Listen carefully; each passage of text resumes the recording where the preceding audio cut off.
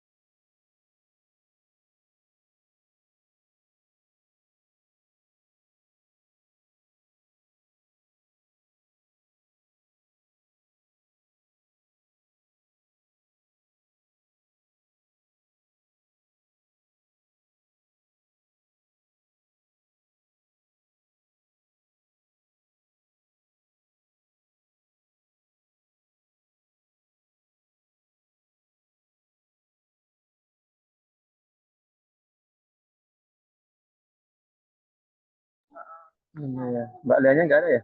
Atau Zoom-nya ada masalah? Iya Pak, lanjut di sambutan dulu mungkin ya Pak ya, sambil nunggu MC-nya kembali. Kita langsung lihat saja ya, Mbak Amalia ya, karena saya harus ke lapangan. Baik, Bismillahirrahmanirrahim yang saya hormati rekan-rekan peneliti, profesor dari di lingkungan Pusat Riset Mikrobiologi Terapan atau kita mitranya, kemudian yang saya hormati narasumber kita pada pagi hari ini, Mbak Hania dan Mbak Jadang, serta mitra juga yang sudah hadir. Assalamualaikum warahmatullahi wabarakatuh. Selamat pagi, salam sejahtera, sehat bagi kita semuanya. Terima kasih Bapak Ibu untuk kehadirannya. Sekali lagi saya ucapkan selamat datang nih di webinar ini. Sebenarnya topiknya khusus bioproses ya Bapak Ibu ya. Jadi untuk topik bioproses ini seperti yang ini sepertinya kedua atau ketiga ya Pak Dadang ya. Jadi di mikrobiologi terapan memang salah satu fokus risetnya adalah di teknologi bioproses. Dan kenapa kita fokus itu karena teknologi bioproses ini menjadi key teknologi ya Bapak Ibu, salah satu key teknologi dan juga bridging hasil riset dari lab ke industri itu pasti melalui proses upscaling gitu ya. Jadi nanti di pagi hari ini Bapak Ibu kita akan eh, belajar dan juga sharing ya, sharing diskusi dengan narasumber kita ini Mbak Ania. Ini Mbak Ania ini baru lulus S2 ya dari Lund University. Jadi saya ucapkan selamat ke Mbak Ania dan selamat datang kembali di Pusat Riset Mikrobiologi Terapan. Nanti di hari ini juga ada Pak Dadang yang selaku ketua tim ad hoc untuk pilot enzim industri. Jadi nanti harapannya Bapak Ibu ya teman-teman yang memiliki hasil riset di skala lab yang sudah proven ya, proof of concept-nya sudah ada, baik itu mikroba maupun enzim. Nanti timnya Pak Dadang ya dibantu tim ad hoc dari Pak Dadang nanti akan coba membantu di proses upscaling-nya. Sementara itu untuk infrastrukturnya di proses saat ini ada di Cibinong, nanti sentralnya sedang di kriminologi sudah siap, beberapa unit untuk running, kemudian nanti juga masih proses ya, proses sentralisasi itu di Cibinong juga. Jadi itu Bapak Ibu ya, jadi salah satu key teknologi itu kita harus kuasai adalah di proses di sini. Jadi Bapak Ibu bisa nanti risetnya itu lebih berdampak harapannya. Nah, kita ketahui juga Bapak Ibu kenapa kita juga penting sekali untuk menggarap dari sisi SDM-nya ya. Jadi kalau kita lihat juga di mikrobiologi terapan sendiri atau mungkin di BRIN ya, memang tidak banyak Bapak Ibu yang benar-benar fokus di bioproses ya gitu ya. Jadi ya kita tidak bisa satu orang terus untuk mengerjakan semua dari hulu sampai hilir itu nggak bisa. Kita harus ada grup atau kepakaran yang fokus di bioproses ini. Gitu. Nah ini salah satu nanti di timnya Pak Dadang, Mbak Ania ini fokus ke bioproses. Enzimnya, mikrobnya mau dari mana aja itu tidak masalah karena teman-teman di sini akan fokus ke bagaimana mendevelop prosesnya. Nah bioproses di sini tidak sekedar upscaling dari 1 liter menjadi 2 liter enggak Bapak Ibu ya, tetapi bagaimana teman-teman di proses bioproses ini itu menghasilkan sebuah sistem produksi yang memang itu secara industri akan masuk ekonominya gitu ya. Karena kebanyakan kalau di concernnya preset ya apa namanya yang penting bisa upscaling produksi 20 liter, 50 liter, tapi ternyata begitu dikalkulasi teknoekonominya itu nggak masuk karena media yang kita pakai itu media yang high quality semuanya sehingga ketika di industri dihitung-hitung nggak bakal masuk itu. Nah, teman-teman di proses itu mencari solusi protokol yang bagaimana secara ekonomi itu masuk ke industri sehingga industri itu mau mengambil teknologi kita lalu memproduksinya dalam skala besar. Nah ini tantangan kita ya Bapak Ibu ya dan nanti Pak Adang juga bisa menyampaikan juga sudah kita sampaikan juga di awal akhir tahun yang lalu pentingnya kita mulai merekrut SDM muda ya DBR S2 S3 ya DBR S2 S3 itu harus Bapak Ibu maksimalkan untuk membangun kepakaran bioproses ini gitu mulai tahun depan semoga nanti DBR RA itu sudah bisa menjadi satu sehingga akan lebih memotivasi adik-adik itu untuk melanjutkan studi atau membangun kepakaran di bioproses ini. Itu Bapak. Jadi ini tolong mohon sekali nanti Pak Dadang dan tim teman-teman semuanya terutama di mikrobiologi terapan bagi Bapak Ibu yang akan fokus ke bioproses mari kita lebih serius lagi untuk membangun kepakaran bioproses ini sebagai bridging dari lab dari hasil di lab nanti ke industri. Mungkin itu ya Bapak Ibu semuanya nanti silahkan Mbak Nia ini kemarin sempat cerita juga sedikit terkait riset beliau itu sangat menarik sekali di bioproses teknologinya nanti dikapel juga oleh Pak Dadang yang memang sudah punya pengalaman produksi skala lab kemudian upscalingnya dan bahkan bagaimana beliau juga sudah mendapatkan lisensi untuk di enzimnya. Nah ini yang perlu kita tiru Bapak Ibu semuanya. Silahkan nanti Pak Adang bisa share informasi atau pengalamannya. Mungkin itu dari saya. Terima kasih Bapak Ibu semuanya. Semoga bermanfaat untuk kita semuanya dan riset bioproses semakin berkembang lagi untuk di mikrobiologi terapan atau di BRIN tentunya. Ya. Terima kasih. Saya buka juga secara official webinar pada pagi hari ini. Semoga bermanfaat untuk kita semuanya. Assalamualaikum warahmatullahi wabarakatuh. Saya kembalikan ke MC. Nah ini Mbak Afrika Kamil sudah join. Tadi kayaknya kelempar ya. Terima kasih. Silahkan. Baik, Terima kasih Bapak Dr. Ahmad Fatoni untuk kata sambutannya. Untuk sesi selanjutnya yaitu sesi foto bersama, silakan menyalakan kameranya Bapak Ibu sekalian. Untuk yang bertugas, saya hitung 1, 2, 3 ya. 1, 2, 3. Baik. Slide berikutnya. 1, 2, 3. Baik. Slide berikutnya. 1, 2, 3. Baik. Terima kasih Bapak Ibu sekalian. Ayo Bu. Baik, untuk selanjutnya yaitu sesi paparan dan diskusi yang akan dipandu oleh Ibu Dr. Titin Haryati. Waktu dan tempat dipersilakan. Baik, terima kasih Mbak Kamelia. Baik Bapak Ibu sekalian, selamat datang di acara webinar PRMT ke-47. Izinkan terlebih dahulu saya akan membacakan untuk presenter yang pertama. Jadi sebelum acara kita mulai, sesi akan dibagi menjadi 2 sesi. Yang pertama adalah Mbak Hania ya dari ini. Kemudian yang kedua adalah Pak Dadang. Untuk sesi pertama, izinkan saya membacakan CV dari Mbak Hania.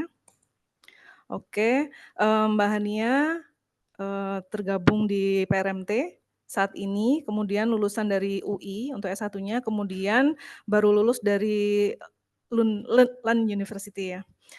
Untuk riset skill-nya ini banyak sekali ya ininya. Terutama di enzim. Singkat saja Bapak Ibu, jadi untuk Mbak Hania ini presentasi di 30 menit, kemudian nanti tanya jawab 15 menit. Untuk waktu saya persilahkan. Silakan di-share screen, share ininya. Terima kasih Bu Ya, Tuti. iya. Iya, saya izin dulu. Sebentar. Sudah terlihat ya? Ya. Bentar masih. Iya. Terima kasih Bu Titin. Assalamualaikum warahmatullahi wabarakatuh. Selamat pagi pada Bapak Ibu Priset dari PRMT. Perkenalkan, saya Hania, pegawai tugas belajar yang baru akan aktif kembali. Di sini mungkin saya akan sedikit sharing tentang topik yang dekat dengan riset saya sewaktu di Swedia, yaitu mengenai kerjasama mikroba dalam konteks bioproses untuk industri hijau yang berkelanjutan. Nah, hari ini mungkin akan sebelumnya saya mau mengucapkan terima kasih juga kepada Pak Fatoni dan jajaran karena telah memberikan saya kesempatan untuk bisa sharing. Nah, yang akan saya bahas mungkin sedikit di pagi hari ini adalah tentang bagaimana mulai ada perubahan paradigma gitu ya untuk menggunakan co-culture, tidak lagi monoculture. Kenapa monoculture itu tidak cukup gitu untuk bioproses. Kemudian apa itu sebetulnya eh, apa namanya konsorsium mikroba sintetis, apa saja jenisnya dan mungkin bagaimana strategi optimasinya sedikit, kemudian bagaimana aplikasi dari co-cultures ini di bioproses yang saya lakukan di riset saya selama di Swedia, dan yang terakhir adalah tantangan-tantangannya itu apa gitu berdasarkan pengalaman pribadi saya sendiri karena memang lumayan banyak sekali tantangannya. Em, Ya. Jadi mungkin untuk yang Bapak Ibu Priset yang sudah biasa melakukan kultivasi gitu ya, eh, ada 3 hal metrik yang paling penting gitu di bioproses, yaitu tentang bagaimana produktivitas proses kita untuk meningkatkan titer, kemudian laju produktivitasnya dan juga yield produk. Nah, semua kerekayasaan gitu ya, itu kan baik secara genetis maupun metabolik ataupun proses kultivasi itu sendiri, itu pastinya untuk meningkatkan TRY metrik ini, yang nantinya akan berpengaruh juga untuk analisis teknoekonomisnya. Nah, sepanjang pengetahuan saya gitu, selama ini mungkin penelitian-penelitian itu masih cenderung monoculture sentris, dalam artian membuat host mikroba untuk produksi bioproduk itu menjadi super host gitu, yang bisa memproduksi berbagai macam target bioproduk.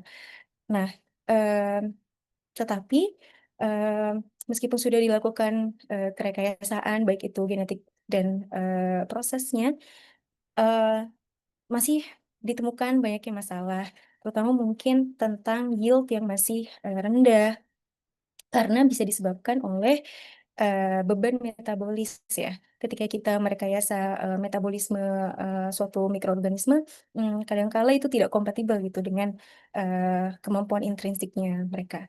Kemudian juga belum lagi ada keterbatasan preferensi substrat. Nah, contohnya misalkan ketika kita mau menggunakan yeast gitu untuk hidrolisis lignoselulosa, yang mana sebetulnya secara natural yeast tidak bisa gitu ya. Itu kan pasti meskipun kita sudah eh, merekayasa genetiknya, eh, menggunakan promoter-promoter yang kuat gitu ya, tetapi kadang tetap ada keterbatasan itu preferensi substrat. Kemudian juga belum lagi ada kestabilan genetik dan kestabilan proses kultivasi itu sendiri. Nah, lalu di antara banyak strategi gitu ya untuk meningkatkan untuk menyelesaikan masalah-masalah itu, salah satu strateginya yang saat ini mungkin sudah mulai menjadi tren adalah bagaimana kita menggunakan co-culture, itu microbial co-culture, khususnya untuk yang sintetis gitu ya. Jadi bukan yang secara alami dari alam kemudian kita adopsi ke proses kita, tetapi lebih kepada kita merekayasa mikroba-mikroba pilihan kita untuk bisa menjalankan tugas untuk bisa dimodulasi gitu ya, sesuai dengan tujuan kita.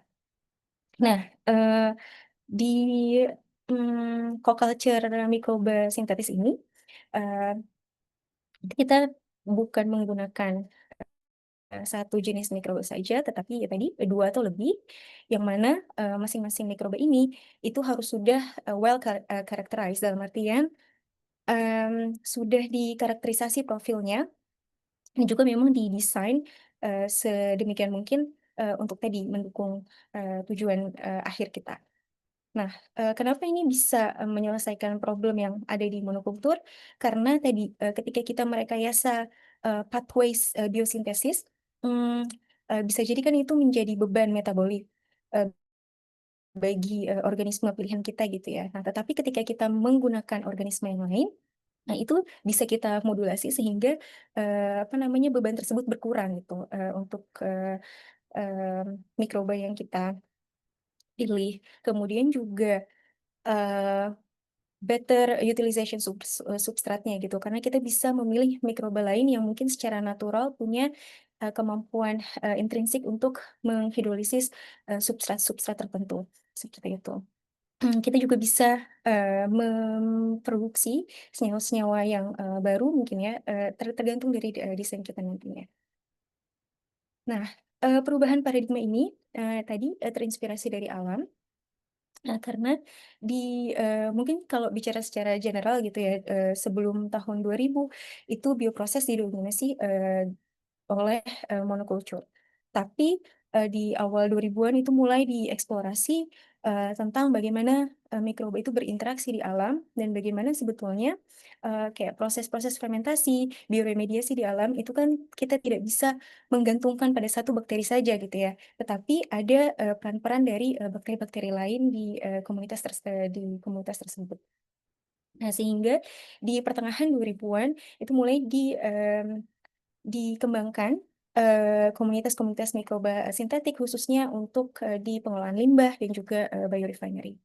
Nah, ketika di 2010 itu mulai ada 2010-an ya, mulai ada apa namanya pengembangan metode molekuler biologi seperti CRISPR, yang lain-lain yang memudahkan untuk rekayasa genetik secara lebih advance, itu semakin mendorong modularitas pembagian fungsi dari masing-masing mikroba, dan akhirnya 2015 hingga sekarang itu mulai ada perubahan paradigma untuk tidak lagi hanya bergantung pada satu mikroba yang kita otak-atik gitu istilahnya, tapi juga apa namanya menggunakan dua atau lebih strain ataupun jenis mikroba yang lain gitu untuk proses kultivasi dari bioproduk yang kita targetkan.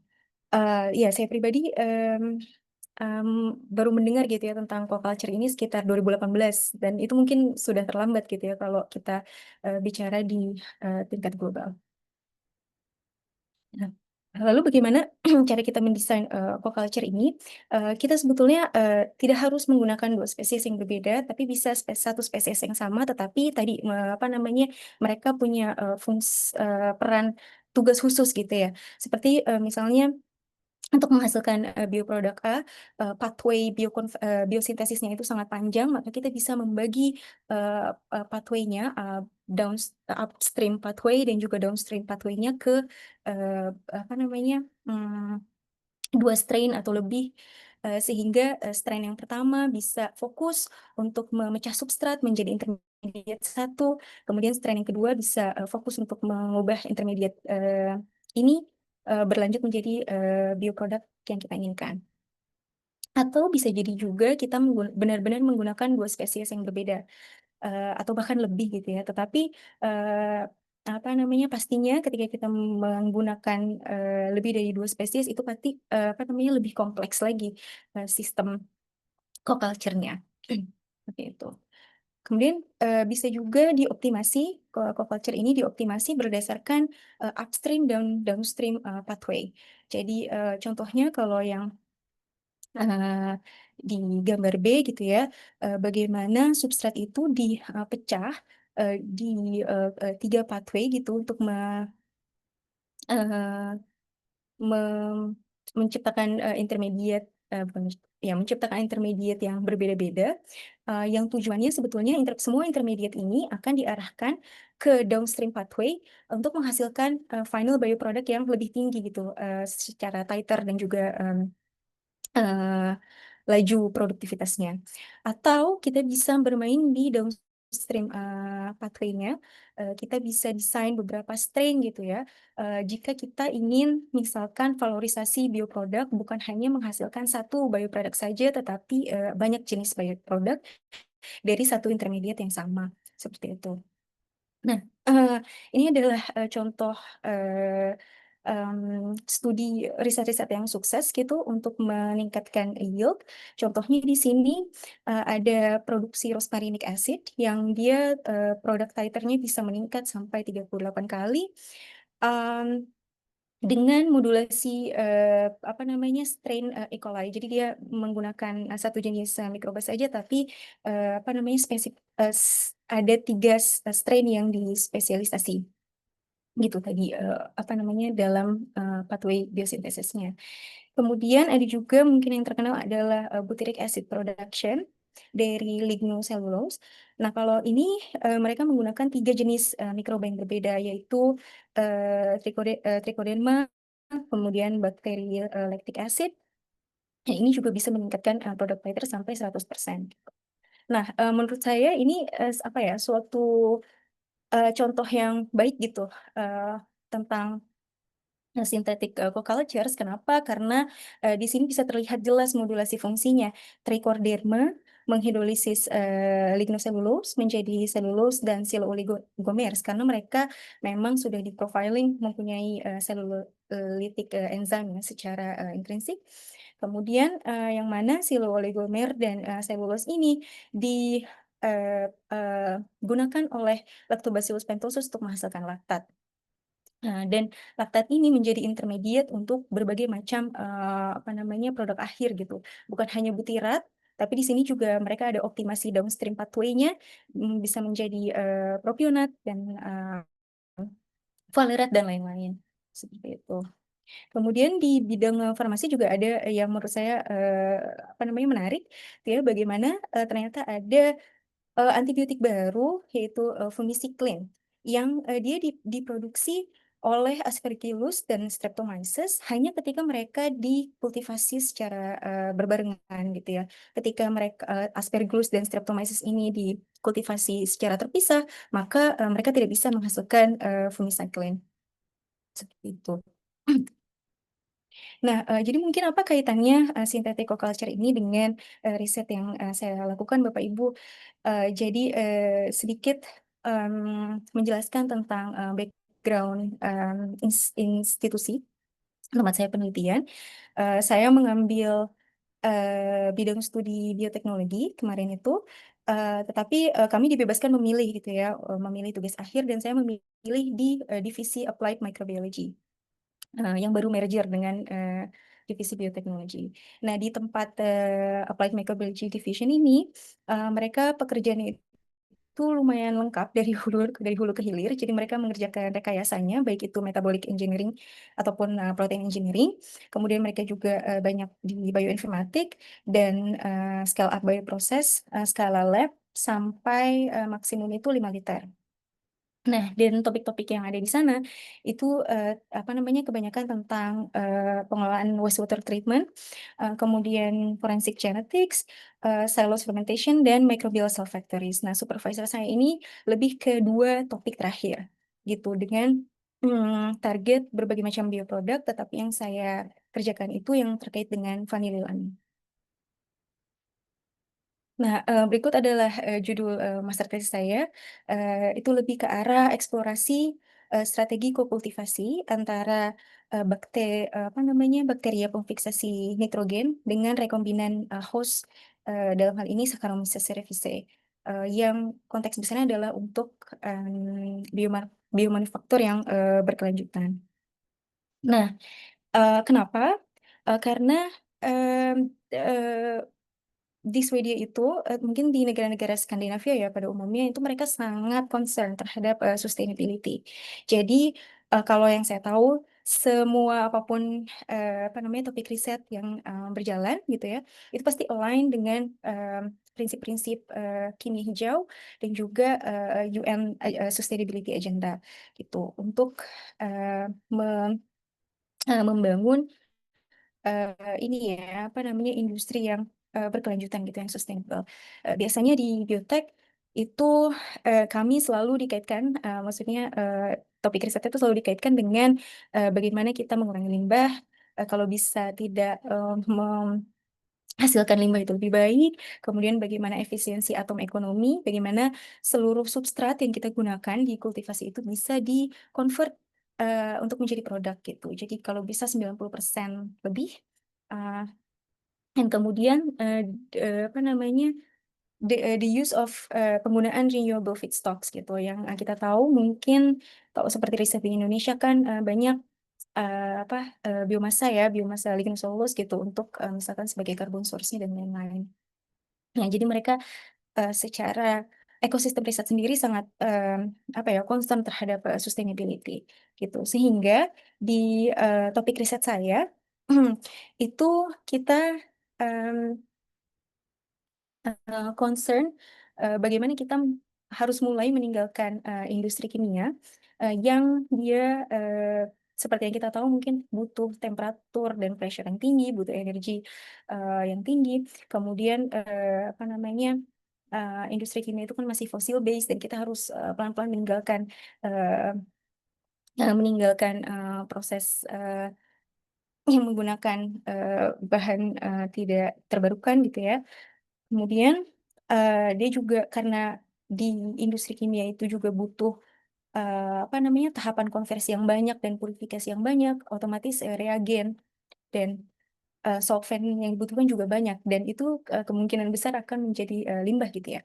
Nah, oleh karena itu bagaimana nih gitu kita em, mendesain bioproses untuk biomanufaktur yang lebih ramah lingkungan. Kita apa namanya yang bisa digunakan untuk sintesis berbagai macam bioproduk. Nah, di di dunia sendiri sudah banyak ya penggunaan renewable feedstocks untuk carbon sources, tapi sepertinya belum banyak yang menyoroti untuk makronutrien yang lain. Seperti contohnya adalah nitrogen sources. Nah, sumber nitrogen sendiri yang digunakan di proses kultivasi itu kan kita biasanya menggunakan amonia ya atau amonium, yang mana garam amonium, yang mana itu diproduksi melalui proses kimia yaitu Haber-Bosch process. Nah, Haber-Bosch process ini itu menggunakan tekanan yang tinggi, jadi lumayan membutuhkan energi, sehingga itu yang mau coba digali gitu oleh supervisor saya ya pada saat itu. Em, Bagaimana kita mau mengganti nitrogen sources yang berasal dari kimiawi gitu ya dengan biological nitrogen sources. Nah, bagaimana caranya? Caranya adalah dengan menggunakan apa yang sudah ada di alam gitu. Di sini kami menggunakan nitrogen fixing bacteria, Azotobacter finlandi, yang memang secara intrinsik punya gen-gen untuk memfiksasi nitrogen dari udara dan mengubahnya menjadi amonia ataupun amonium. Nah, amonium yang dihasilkan ini kami harapkan bisa membantu pertumbuhan rekombinan host, yaitu Saccharomyces cerevisiae, untuk menghasilkan vanililamin. Nah, sebetulnya ini bisa saja bukan Saccharomyces, tidak harus Saccharomyces, tapi bisa juga rekombinan host yang lain gitu. Nah, tetapi yang kita miliki, maksudnya host yang saat itu tersedia itu adalah yeast yang sudah terbukti bisa konversi vanililamin. Nah, namun di reaksi konversinya itu betul-betul membutuhkan amonium, karena amonium ini akan digunakan untuk konversi pirufat ke alanin, yang mana alanin ini akan menjadi kofaktor. Kofaktor untuk mengubah vanilin menjadi vanililamin. Nah, vanililamin itu sendiri itu adalah intermediate untuk capsaicinoid, yang mana capsaicinoid itu adalah ini ya bahan aktif di cabai, jadi bisa untuk bioflavor dan juga bisa untuk analgesik seperti itu. Nah, lalu bagaimana caranya untuk mengkultivasi kedua mikroba tersebut? Yang pertama pasti kita harus mengkarakterisasi profilnya. Apakah mereka profil pH dan temperaturnya itu bersinggungan ataukah sangat berbeda gitu. Karena itu nanti akan mempengaruhi bagaimana kita mengoptimasi media gitu. Eh, karena di sini kami menggunakan azotobakter yang merupakan bakteri dan yeast gitu. Jadi lumayan ada perbedaan kebutuhan nutrisinya, terutama misalkan contohnya yeast butuh vitamin, tetapi bakteri tidak gitu ya. Jadi kita harus optimasi media bagaimana agar komposisinya itu bisa mengakomodir kebutuhan keduanya. Tuh. Kemudian juga bagaimana rasio inokulumnya. Karena jangan sampai ada salah satu yang tumbuh lebih cepat atau lebih baik sehingga akhirnya malah jadi antagonis seperti itu. Jadi apakah rasionya itu 1:1, 1:2 itu harus dioptimasi juga. Kemudian kalau untuk riset saya lebih khusus juga mengoptimasi waktu inokulasinya. Jadi apakah di sini di gambar yang di sebelah kiri, apakah mereka bisa dikultivasi dari awal secara bersamaan, ataukah ataukah mungkin Finlandia dulu yang dibiarkan tumbuh untuk memproduksi amonium, baru kemudian setelah beberapa saat gitu ya, beberapa 1 sampai 2 hari, baru kemudian kita tambahkan yeast ke dalamnya, atau memang kita harus menggunakan two-stage fermentation. Tetapi kalau two-stage fermentation, otomatis sudah bukan tidak bisa dibilang sebagai co-cultures lagi gitu ya. Tetapi ini hanya rekayasa prosesnya saja kalau digunakan di industri seperti itu. Nah, kemudian yang menurut saya paling penting juga adalah bagaimana kita monitoring dan kontrol bukan hanya target produknya saja, tetapi juga pertumbuhan bagaimana dinamika populasi dari kedua jenis mikroba tersebut. Nah, untuk monitoring populasi mikrobanya kemarin saya menggunakan flow cytometry Em, jadi apa namanya masing-masing mikroba itu sudah direkayasa untuk apa namanya bisa mengekspresikan fluorescence protein. Eh, ke- tapi juga kami verifikasi dengan metode konvensional seperti mikroskopi dan juga plate count method. Atau ada metode lain seperti apa namanya teknik-teknik molekuler biologi yang bisa mengkuantifikasi DNA genomnya ya. Jadi ini tidak langsung menghitung jumlah selnya, tetapi apa namanya di eh, relatif terhadap eh, genomic DNA-nya. Nah, kemudian juga kita harus monitoring ini target produk dan juga byproducts-nya karena masing-masing strain, masing-masing mikroba itu kan punya eh, profil metabolit yang berbeda-beda. Nah, jangan sampai ada metabolit-metabolit yang bisa menghambat pertumbuhan mikroba yang lainnya, seperti itu. Dalam hal ini di penelitian saya, contohnya adalah yeast yang ternyata dia selama kultivasi itu tetap menghasilkan etanol dan kemudian etanolnya itu dalam batas tertentu masih aman untuk pertumbuhan Azotobacter vinelandina, tetapi ternyata dalam konsentrasi yang tinggi gitu itu bisa menghambat pertumbuhan Azotobacter vinelandi. Jadi itu juga harus di profiling. Nah, jadi kalau boleh bicara secara ya saya mohon maaf tidak bisa menjelaskan hasilnya lebih lanjut. Em, Tetapi kalau boleh dirangkum gitu ya secara general, untuk kita bisa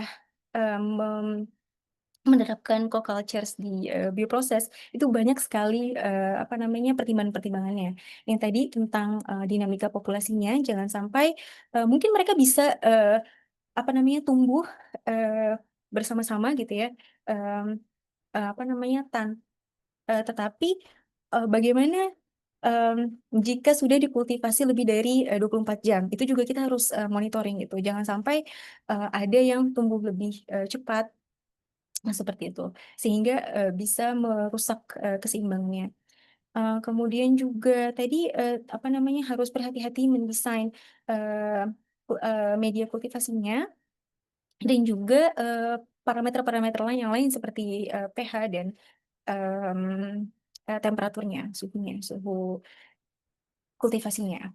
Kemudian juga bagaimana kita monitoring dan mengontrol yang tadi feedingnya juga apa namanya feeding substratnya juga apa namanya ketika misalkan sudah depleted substratnya kapan kita harus menambahkan substrat lagi ke dalam kultivasi itu, apakah itu mempengaruhi tadi dinamika populasinya lagi. Kemudian jangan sampai ada inhibisi dari byproduct dari salah satu mikrobanya, karena bisa jadi malah antagonistik gitu ya setelah sekian periode. Kemudian juga proses scale up-nya. Karena menggunakan dua jenis mikroba itu pasti lebih kompleks gitu ya dibandingkan jika kita menggunakan satu jenis mikroba. Tetapi bukan berarti tidak mungkin untuk di scale up. Em, em, karena sebetulnya teknologi di industri untuk monitoring dan kontrolnya itu juga sudah apa namanya mereka juga bergerak gitu ya ke arah yang lebih advance seperti real time monitoring. Kayak sekarang tuh flow cytometry bisa disambungkan gitu ya dihubungkan secara real time ke bioreaktor gitu ya. Jadi kita bisa langsung monitor populasinya eh, dan HPLC dan lain-lain itu juga apa namanya bisa real time secara langsung gitu ya. Meskipun mungkin untuk aquaculture ini jika berbicara tentang scale up yang lebih besar itu mungkin masih di tahap-tahap awal gitu ya perkembangannya seperti itu. Jadi mungkin itu saja Bapak Ibu. Jadi ini kalau kalau kalau menurut saya pribadi, co-culture ini sangat menarik gitu ya untuk dikulik lebih lanjut karena perkembangannya itu uh, masih banyak potensinya dan ya tadi industri bioteknologi di dunia juga berkembang ke arah sana. Itu. Jadi mungkin terima kasih. Uh, atas perhatiannya. Mohon maaf karena di sini saya juga bukan ahli, saya sama-sama belajar. Eh, Terima kasih, saya kembalikan lagi ke Bu Titin. Terima kasih Mbak Naya, presentasi yang sangat menarik dan saya juga baru tahu ini ada metode fotosintesis. Baik, saya buka untuk 3 pertanyaan. Silakan Bapak Ibu, barangkali mau raise hand atau mungkin sudah ada di chat ya.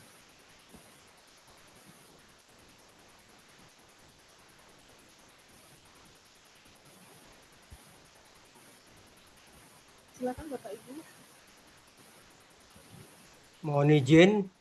Assalamualaikum. Yes. Ya, waalaikumsalam. Selamat Pak Edi. Ya. Assalamualaikum warahmatullahi wabarakatuh. Waalaikumsalam. Selamat datang Mbak Hania ya. Ya, terima kasih Pak. Ya, jadi menarik sekali apa yang dipresentasikan ya. Saya ingin nanya aja terkait co-culture ini apakah memang kita mendapatkannya dari alam gitu ya? Artinya menemukan mikroba yang co-culture ini dari alam gitu ya, sudah mereka temenan gitu ya, gambarannya gitu ya, atau juga bisa diciptakan gitu, di-create gitu ya. Jadi dua mikroba yang nggak saling kenal, bahkan mungkin berbeda golongan gitu ya, antara jamur dan bakteri gitu ya. Apakah memang bisa kemudian dibuat jadi temenan, kemudian menjadi simbiosis mutualisme, memproduksi sesuatu gitu ya. Kalau toh bisa, itu kriterianya bagaimana ya? Supaya membuat dia jadi temenan gitu kan. Paling enggak sifat-sifatnya juga harus saling mendukung gitu ya. Iya, iya betul Pak. Nah, kira-kira seperti apa tuh kriterianya seperti itu? Dan apakah di Swedia sendiri, karena Mbak Hania kan di Swedia ya, di Lund ya, Iya Pak, betul. yang juga notabene kita juga pernah punya kerjasama dengan Lund University waktu itu. Mhm. Apakah sudah ada semacam success story-nya itu sudah bisa diaplikasikan di industri bioteknologi di Lund University, di Lund ya, sorry di Swedia sendiri ya. Apakah sudah ada industrinya begitu ya, sehingga Mbak Hania memang menjumpai bahwa ini eh, tidak hanya dalam status masih di dunia riset saja ya, tapi sudah diproduksi di komersial production begitu ya. Dan saya kira itu dulu barangkali ya yang saya tanyakan ya, seperti itu. Iya Dan Pak. kira-kira critical poinnya apa ya eh, di dalam menghandle co-culture ini ya, yang perlu diperhatikan ya, kira-kira seperti itu. Mhm. Terima kasih. Terima kasih Pak Edi. Jadi Mangga Mbak di ya, jadi untuk pertanyaan pertama ya Pak, apakah ini bisa kita desain secara sintetik gitu ya? Ya itu sangat-sangat bisa. Jadi ada juga memang mikrobial konsorsium yang dari di alam mereka sudah berinteraksi dan terbukti gitu ya bisa memproduksi sesuatu. Kemudian kita bisa pindahkan itu di skala lab gitu misalkan ya sebelum di scale up untuk bisa lebih dioptimasi lagi. Tapi ada juga yang memang seperti contoh riset S2 saya ini, itu kan Finlandi sama Saccharomyces cerevisiae itu tidak berinteraksi di alam gitu ya. Tapi memang kita pertemukan lah gitu untuk project ini gitu. Nah, nah itu apa saja karakter kunci-kuncinya gitu ya. Bagaimana eh, yang harus diperhatikan gitu untuk membuat mereka bisa dikultivasi bersama. Itu yang pertama adalah kalau menurut saya sih ini ya Pak, karakter profilnya, pH dan temperaturnya itu harus diketahui dulu secara dalam bagaimana nih mereka secara naturalnya gitu. Apakah karena kalau misalkan contohnya bakteri termofilik gitu ya, yang dia tumbuh di 50 derajat ke atas gitu. Kemudian di pairing misalkan dengan eh, yeast yang itu mungkin suhu ruang. Nah, itu kan agak susah nih nanti Hmm. optimasi prosesnya karena temperaturnya sangat berbeda gitu. Jadi kalau bisa kita memilih mikroba-mikroba yang memang dia ada persinggungan pH profile dan temperaturnya. Itu seperti itu Pak yang pertama. Terus yang kedua, eh kalau kita harus apa ya, merekayasa genetik untuk tadi ya biosintesis pathway-nya, maka kalau bisa adalah mikroba-mikroba yang genetic tools-nya sudah banyak gitu. Itu kalau kita harus ini lagi ya, apa namanya, mengoptimasi biosintesis di masing-masing mikrobanya. Seperti itu. Kemudian eh, kalau misalkan media sih, kalau menurut saya ini ya, kalau kita sudah oke karakterisasi profil masing-masingnya untuk optimasi media itu nanti tinggal dikalkulasi saja kebutuhan nutriennya gitu. Jadi lebih mudah lah ketika kita punya mikroba-mikroba yang dia memang satu ini ya, sama-sama mesofilik atau sama-sama termofilik gitu, seperti itu. Itu kalau yang pertanyaan Bapak yang kedua Pak itu tentang punten saya tadi agak lupa. Eh, ada nggak yang sudah diaplikasikan di industri di Swedia ya? Oh iya, jadi memang co-culture ini Pak, kalau di divisi biotek dan applied microbiology ya, ini masih riset tahap awal ya, gitu. Hmm. Mereka untuk mengusung topik ini, gitu. Jadi, tapi arahnya mereka itu memang nanti untuk ke lisensi ini ya, lisensi proses, rekayasa prosesnya, Hmm. gitu. Karena kan yang diambil topiknya ini adalah sebetulnya untuk menggantikan sumber nitrogen yang secara kimiawi itu kan ya Pak. Jadi sebetulnya mau apapun kita bioproduk yang akan kita hasilkan nanti mereka ingin mengganti nitrogen source-nya ini seperti itu. Nah itu kan lumayan universal nih untuk bioproses di industri. Jadi mereka lebih ke arah situ sih. Dan tetapi belum ada kerjasama dengan industri atau ya. Cuma kalau saya lihat dari ekosistem riset Lumia University, mereka sangat dekat ya dengan inkubasi teknologi gitu. Maksudnya dengan startup bioproses. Jadi kalau saya lihat ada jembatannya gitu. Tetapi mungkin di topik yang co-culture ini belum masih menjajaki awal-awal untuk di skala lab dulu gitu. Tapi mungkin ya bakteri itu dicampur sama temenan sama jamur gitu mungkin ya. Iya mungkin Pak. Mungkin juga ya. Iya mungkin Pak. Nggak akan menyulitkan nanti di dalam handling prosesnya selama fermentasi begitu ya. Karena satunya apa itu apa namanya sporulasi ya satunya ya. Yang satunya kan bakteri kan nggak merilis apa namanya eh biomasa yang banyak lah begitu ya. Itu Iya, nggak akan terhambat ya pertumbuhan bakterinya karena banyaknya biomasanya jamurnya begitu. Itu nggak akan mengganggu, memungkinkan itu. iya memungkinkan Pak. Tapi balik lagi tergantung dengan spesies jenis mikrobanya ya Pak. Karena Hmm. kalau yang di konteks riset ini kan apa namanya tidak ada sporulasi. Jadi ya tidak ada sporulasi. Maksudnya yeast kan hanya budding saja.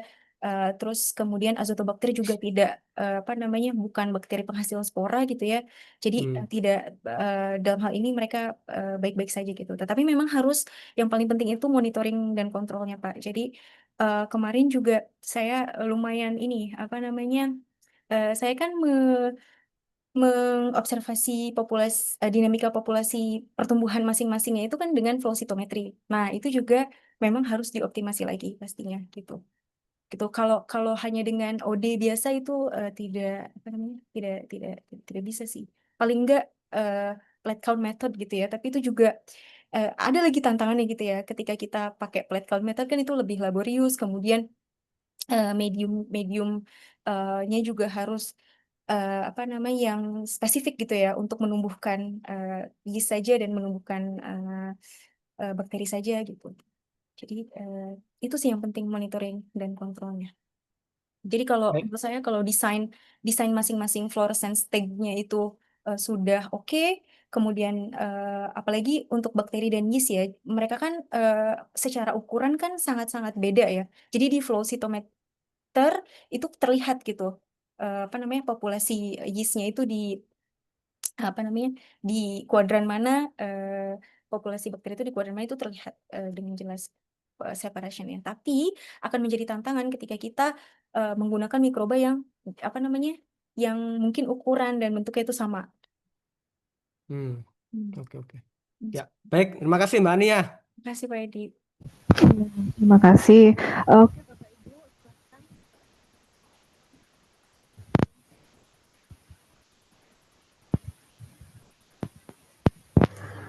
Kalau di di paper ada produksi yang sampai berapa liter gitu Mbak Ania? Barangkali ada ini enggak? Kayaknya saya belum terlalu Bu, tapi ya saya belum terlalu ini lebih jauh. Tapi sebetulnya yang di riset saya ini juga kami tuh sudah sudah sempat mencoba untuk scale up, tapi di 1 liter gitu. Gitu. Cuma memang untuk scale up kan ini ya maksudnya harus topik sendiri gitu ya untuk masih scale up. Tadinya saya mau sampai situ gitu, tapi nggak ada waktunya. Iya, oke. Ya, baik Bapak Ibu silahkan.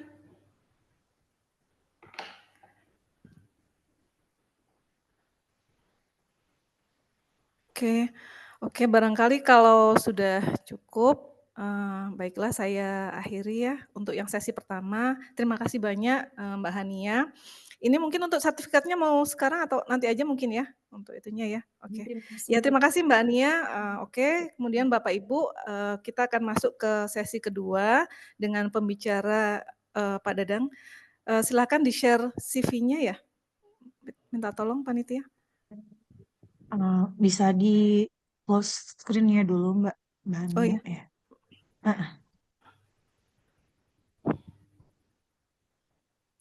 Oke.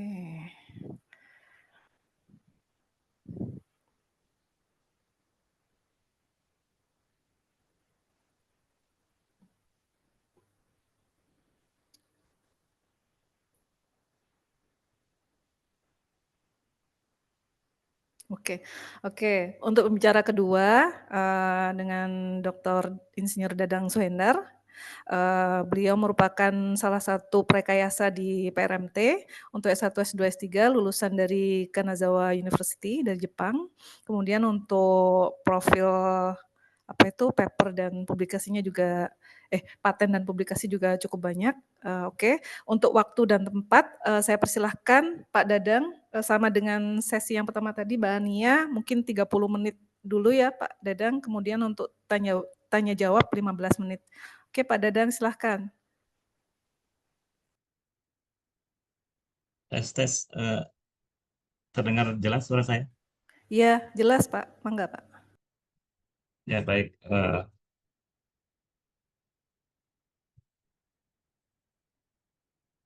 Assalamualaikum warahmatullahi wabarakatuh.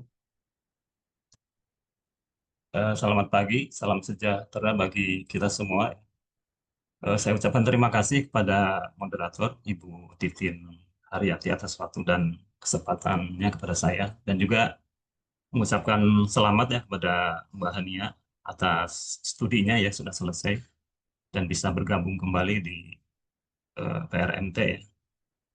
Jadi hari ini saya diberikan tugas ya untuk sharing ya terkait dengan tema besar kita yaitu bioproses dengan judul From Enzymes Research to Commercialization, Opportunities and Challenges. Ini adalah pokok bahasan yang akan saya sharingkan kepada Bapak Ibu sekalian di pagi hari ini. Ya ada 5 sub ya yang akan saya sharingkan. Pertama terkait dengan data pasar enzim dunia dan faktor pendorong pertumbuhannya, dan juga sedikit ada data pasar enzim di Indonesia, kemudian lisensi dan komersialisasi enzim protease dan urease, dan tantangan komersialisasi enzim khususnya di Indonesia, dan di akhir materi kami akan memperkenalkan juga tim produksi enzim industri atau disebutnya TIN yang merupakan tim ad hoc yang ada di Pusat Riset Mikrobiologi Terapan. Nah, ini adalah data ya yang cukup terbaru ya terkait pertumbuhan market enzim dunia yang saya dapatkan dari BCC Research ya, di mana pasar enzim global dalam aplikasi industri terus meningkat ya. Jadi pada tahun 2023 pasar enzim itu sekitar 7,4 miliar US dollar ya. Kemudian meningkat tahun 2024 sekitar 7,9 miliar dolar. Dan pada tahun 2029 diperkirakan akan mencapai 10,8 miliar ya dengan tumbuh dengan tingkat pertumbuhan tahunan gabungan atau CAGR itu sebesar 6,5% dari tahun 2024 hingga 2029 selama 5 tahun. Nah, kemudian apa saja yang menjadi faktor pendorong pertumbuhan yang pesat ini? Kita lihat di slide berikutnya ya. Nah, ini beberapa faktor pendorong pertumbuhan pasar enzim di industri mengalami pertumbuhan yang cukup cepat. Yang pertama, adanya peningkatan permintaan untuk produk berkelanjutan dan alami. Jadi pendorong utama adalah meningkatnya permintaan konsumen ya dan industri untuk solusi alami ya yang ramah lingkungan dan berkelanjutan, di mana enzim ini menawarkan alternatif yang lebih ramah lingkungan, lebih hijau dibandingkan dengan proses kimia tradisional ya. Juga beroperasi dalam kondisi mild ya, sehingga bisa mengurangi konsumsi energi maupun air serta meminimalkan limbah kimia maupun produk sampingnya. Kemudian juga adanya pertumbuhan dalam pengolahan industri ya, industri pengolahan makanan dan minuman, di mana karena populasi global ini yang terus bertambah sehingga perubahan gaya hidup dan juga meningkatnya kesadaran ya konsumen terhadap nutrisi dan kesehatan mendorong permintaan untuk pengolahan makanan dan minuman yang lebih aman, di mana enzim ini dapat meningkatkan kualitas makanan, juga efisiensi produk serta memungkinkan pembuatan produk berlabel bersih dan bergizi.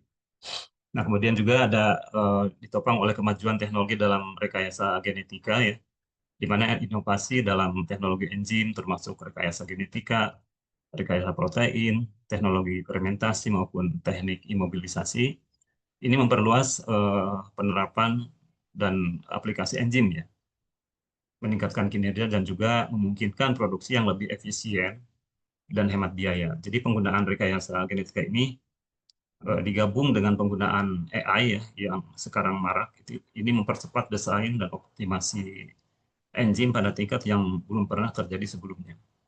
Kemudian juga ada perluasan aplikasi enzim di industri ya, di mana enzim menemukan area aplikasi yang baru ya di luar sektor yang sudah ada, termasuk di dalamnya ada farmasi, kosmetik, biomaterial, pengolahan air limbah, dan juga bahkan di bidang yang baru seperti pertambangan ataupun konstruksi gitu.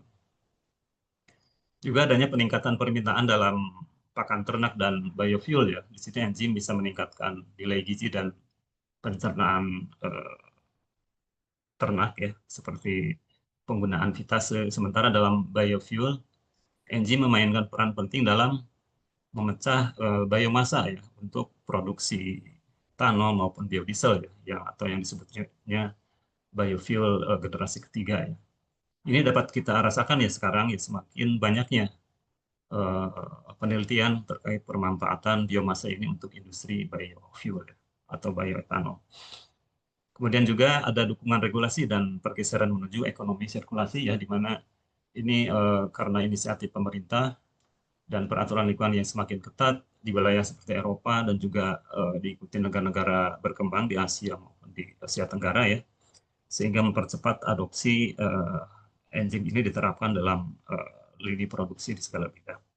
Nah, itulah beberapa faktor yang menyebabkan pasar enzim ini terus bertumbuh gitu kan. Nah, kemudian bagaimana dengan pasar di Indonesia gitu. Nah, kita lihat di slide berikutnya. Ini ada sedikit data ya, memang tidak banyak data yang kita korek yang dari dalam negeri ini. Jadi saya dapatkan dari website Horizon ya.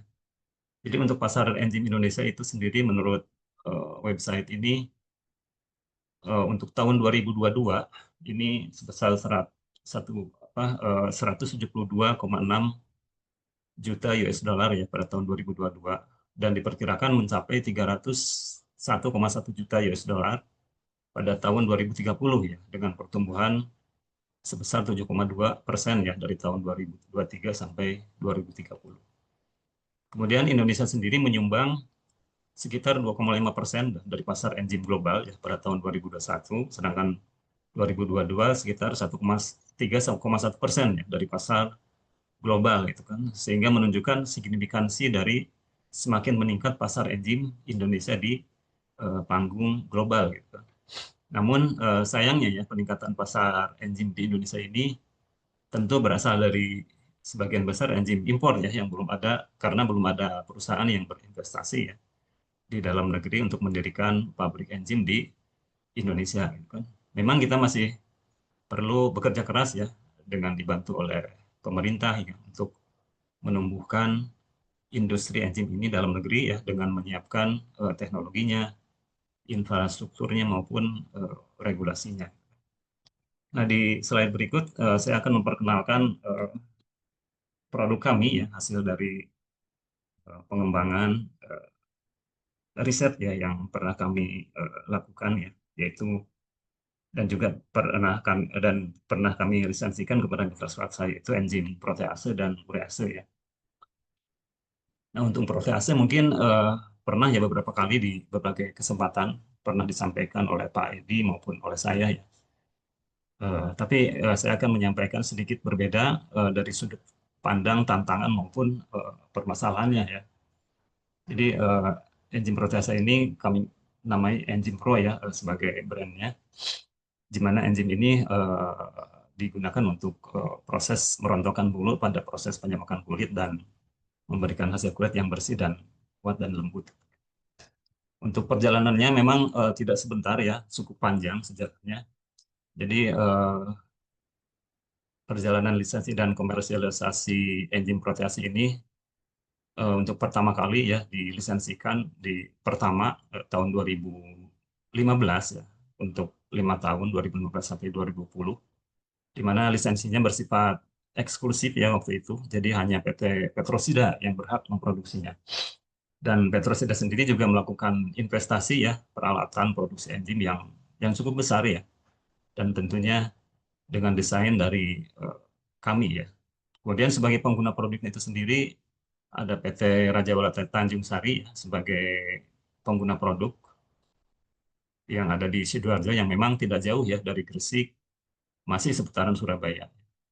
Kami sudah cukup lama ya bermitra dengan PT Raja Wali Tanjung Sari ini, yaitu dalam uji coba pemakaian protease di lini produksinya yang mulai dari kulit 1 lembar ya sampai dengan skala 1 ton kulit pernah kami lakukan. Kemudian di lisensi yang proses yang kedua ya itu pada tahun 2023 silam ya dengan mitra kami PT Sinar Subur Leather atau disebutnya PT SSL ya sebagai pengguna produk. PT SSL ini sebenarnya perusahaan penyemakan kulit ya dan supplier bahan kimia yang ada di Garut. Jadi Pak Sukandar sebagai owner PT SSL ini tertarik untuk memasarkan protease kita ya karena memang sudah beberapa kali uji coba ya produk kita di sana dan memang diakui bagus gitu kan. Tapi tidak bisa investasi gitu kan untuk peralatan produksinya. Kemudian kami tawarkan untuk bekerja sama dengan BRIN ya untuk memproduksi protease menggunakan fasilitas yang ada BRIN yang melalui skema ELSA Customize. Tapi dalam perjalanannya memang banyak kendala ya karena keterbatasan SDM maupun kesiapan fasilitas yang ada di BRIN itu sendiri ya yang ada di Serpong. Proses produksinya masih terkendala ya, baru mampu memproduksi waktu itu skala 100 liter ya, yang cukup digunakan hanya untuk pemakaian usahanya sendiri. Gitu. Nah kemudian di tahun ini ya, kita coba mencarikan mitra yang bisa menjadi sebagai pengguna teknologi ya, bukan hanya pengguna produk aja. Sedangkan PT Sinar Subur Leather kita fokuskan pada pemasaran produk. Gitu kan. Alhamdulillah PT Sadia Balawan yang ada di Bogor ya, yang merupakan mitra lama kami juga bersedia untuk menjajaki ya kerjasama dalam produksi protease ini. Dan sekarang dalam tahap penjajakan. Lalu PT Saba atau Sadia Balawan ini mendirikan PT Biokatalis Pratama Indonesia ya, yang khusus menangani produk enzim lokal kita yang khusus dari BRIN ya, karena memang PT Saba punya visi ya yang sama dengan kita, bahwa enzim yang sekarang masih mereka impor, yang sekarang dijual, suatu saat ya harus bisa diproduksi di dalam negeri seperti itu. Tapi untuk tahap awal ya sebagai tahap istilahnya pre-marketing dan uji coba, PT Biokatalis Pratama ini masih yang menggunakan fasilitas BRIN dengan melalui layanan ELSA ya. Nah, minggu ini dan sampai minggu depan mungkin ya kami sedang menyiapkan produksi ya skala 1000 liter dengan pendanaan dari ya penuh dari mitra ya. Bila berjalan mulus ya insya Allah lisensi ketiga ini mudah-mudahan bisa terlaksana di tahun ini ya. Karena lisensi yang kedua kemarin ya disebutnya lisensi non eksklusif ya, sehingga kami bisa melakukan lisensi kembali ke pihak lain tanpa terikat dengan mitra sebelumnya.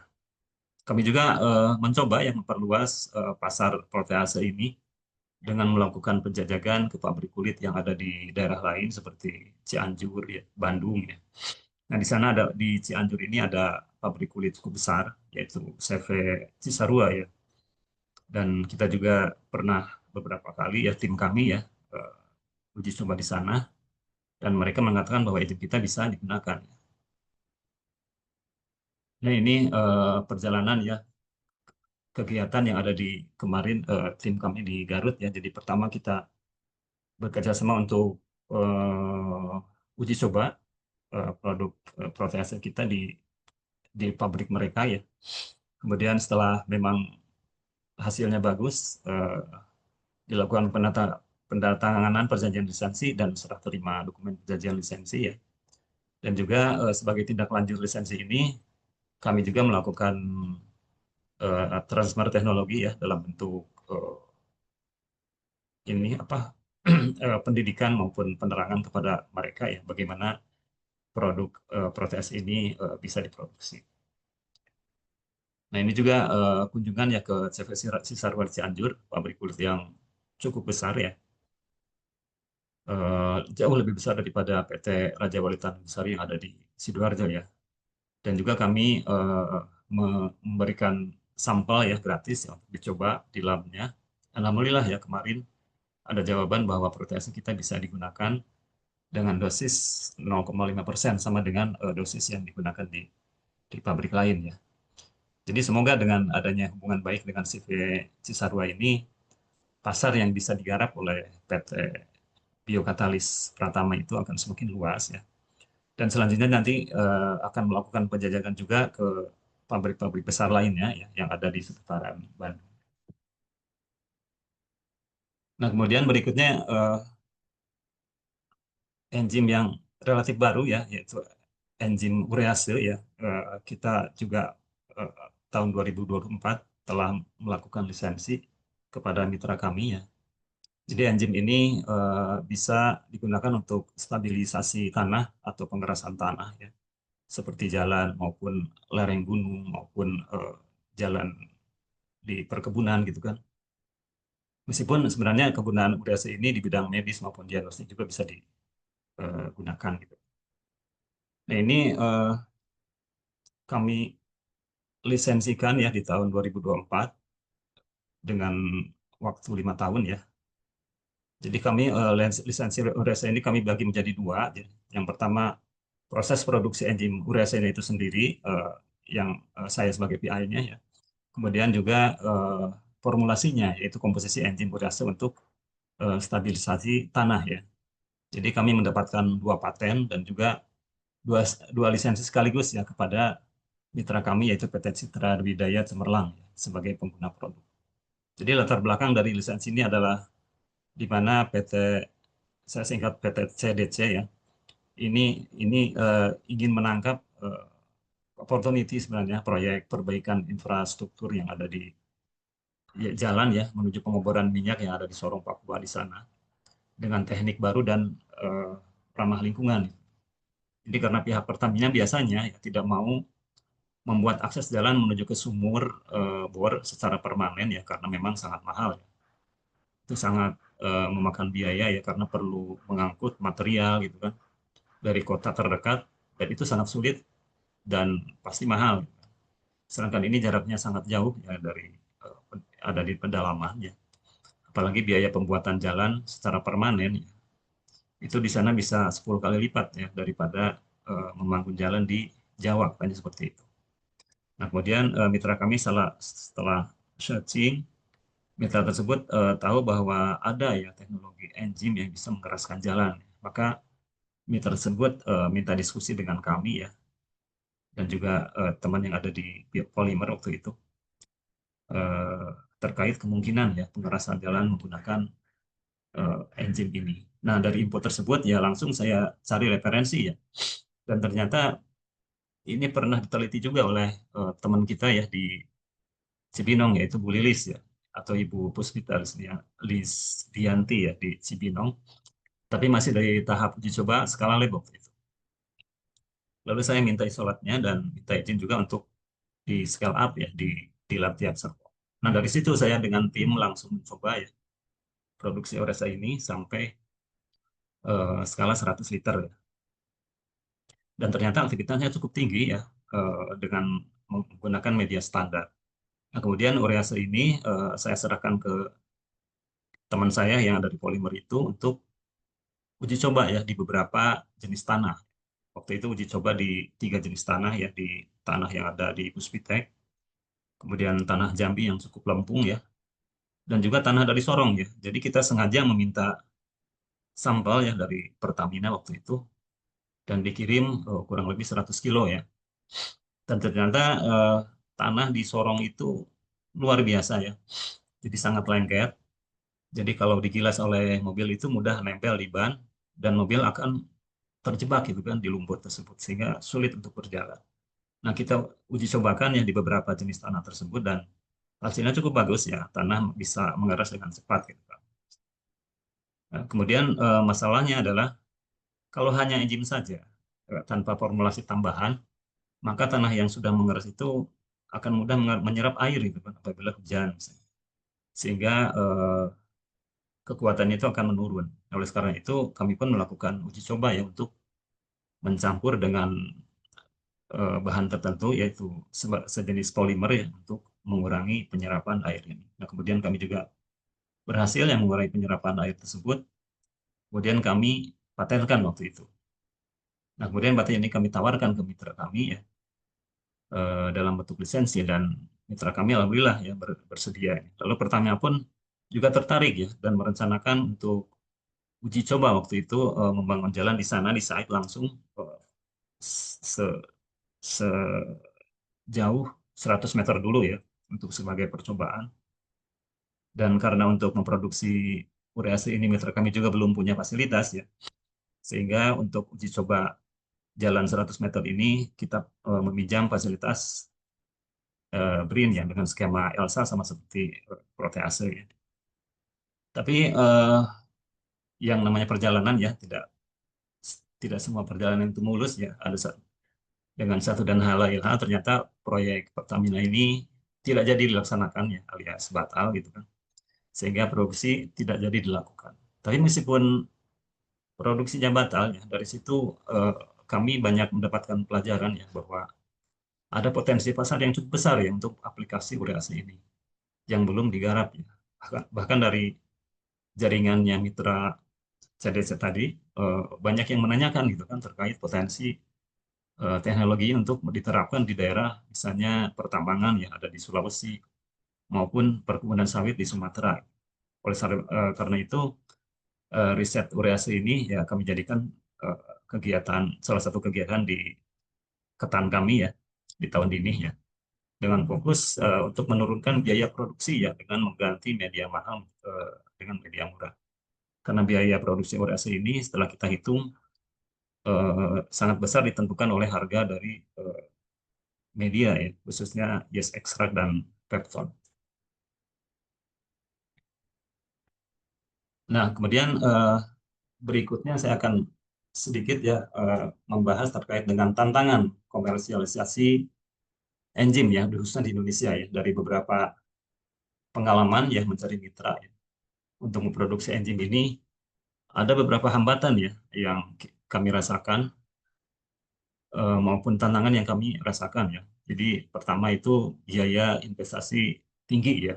Jadi mendirikan pabrik enzim memerlukan investasi awal yang tinggi ya, sehingga mitra kami banyak yang tidak mampu ya untuk membuat fasilitas produksi sendiri. Mereka seringnya meminta kepada kami ya untuk memproduksi di fasilitas yang ada di BRIN. Karena kapasitas produksi yang ada di BRIN itu kan terbatas ya. Misalnya di Serpong atau di Laptiap ya, maksimal 1.000 liter dan di Biotek mungkin 2.000-an liter. Maka sulit ya untuk bisa mendapatkan profit yang baik, yang bagus dengan mengandalkan hanya kapasitas segitu. Jadi mitra kita itu ada dua tipe sebenarnya. Jadi ada tipe pengguna enzim ya sebagai end user, kebanyakan sebagai end user sebenarnya, dan sebagai pengguna teknologi. Nah ini jarang, yaitu mitra yang ingin membeli lisensi teknologi produksi enzimnya seperti petrosida yang sebelumnya ya. Nah mitra ini yang sebenarnya harus kita cari gitu kan. Tetapi mitra seperti ini tidak akan tertarik ya mendirikan fasilitas produksi enzim bila pengguna enzimnya itu tidak ada gitu. Sehingga ya mau tidak mau kita harus cari juga mitra sebagai end usernya gitu. Karena kalau tidak ada end usernya, mitra kita sebagai investor ya tidak akan tertarik juga gitu. Jadi nah untuk saat ini kami melakukan pendekatan yang sedikit lain ya dengan tim kami, dengan Pak Edi, dengan Pak Deden ya. Kita cari dulu pengguna enzim ya sebanyak-banyaknya dengan melakukan uji coba yang di lapangan ke beberapa pengguna, gitu. Baik itu di Garut, Cianjur, dan nanti akan bergerilya juga di Bandung ya. Artinya membuka pasar dulu gitu kan. Nah setelah itu kita mencari investor ya sebagai pengguna teknologi yang berminat karena pasarnya sudah kita ciptakan, sudah ada. Nah ini kalau kita breakdown ya, jadi biaya investasi tinggi ini sebagian besar dari 3 komponen sebenarnya. Yang pertama komponen fermentor ya, kemudian peralatan proses hulu, dan juga peralatan laboratorium karena untuk QC ya. Jadi untuk peralatan laboratorium ini bagi usaha kecil kan sangat memberatkan gitu kan. Jadi mau produksi 100 liter, 1000 liter maupun 10 liter, tetap ya peralatan laboratorium untuk QC ini memang harus ada gitu kan. Jadi seperti itu.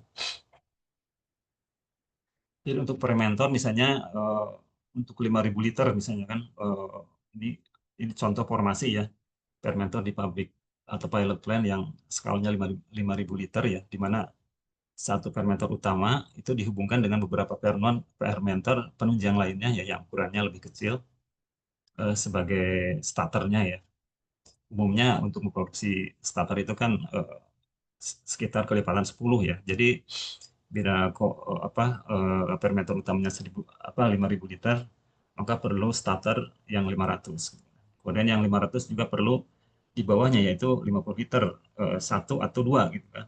Biasanya starter itu lebih dari 1 buah ya, sebagai backup ya, apabila satu terkontaminasi misalnya, bisa memakai yang satunya lagi, tanpa menunggu membuat starter baru gitu kan.